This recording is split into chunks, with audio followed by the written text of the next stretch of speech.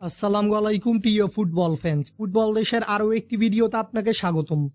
বিশ্বকাপ বাছাই পর্বে নিজেদের ১৬তম ম্যাচে গত ১১ই জুন কলম্বিয়ার বিপক্ষে মাঠে নেমেছিল বর্তমান বিশ্ব চ্যাম্পিয়ন আর্জেন্টিনা।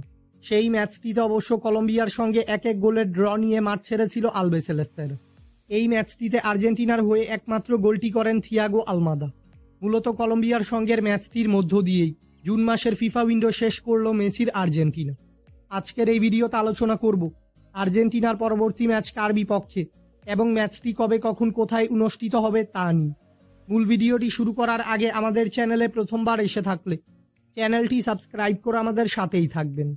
জুন মাসের ফিফা উইন্ডো শেষে এবার আগামী সেপ্টেম্বর মাসে ম্যাচ খেলতে মাঠে নামছে কোচ লিওনেল স্কালোনির শিষ্যরা, যেখানে ২০২৬ বিশ্বকাপ বাছাই পর্বে নিজেদের ১৭তম ম্যাচে এবার ভেনেজুয়েলার বিপক্ষে মাঠে নামবে তিনবারের বিশ্ব চ্যাম্পিয়ন আর্জেন্টিনা।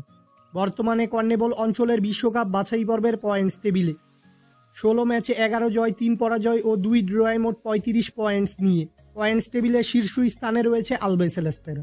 অন্যদিকে ১৬ ম্যাচ শেষে মোট ১৮ পয়েন্টস নিয়ে পয়েন্টস টেবিলে ৭ম স্থানে রয়েছে ভেনেজুয়েলা। তাই পয়েন্টস টেবিলের তুলনায় আর্জেন্টিনার থেকে ৬ ধাপ পিছিয়ে রয়েছে ভেনেজুয়েলা। আর্জেন্টিনা ও ভেনেজুয়েলা সর্বশেষ মুখোমুখি হয়েছিল গত বছরের অক্টোবর মাসে বিশ্বকাপ বাছাই পর্বের একটি ম্যাচে, যেখানে আর্জেন্টিনার সঙ্গে ১-১ গোলে ড্র করেছিল ভেনেজুয়েলা।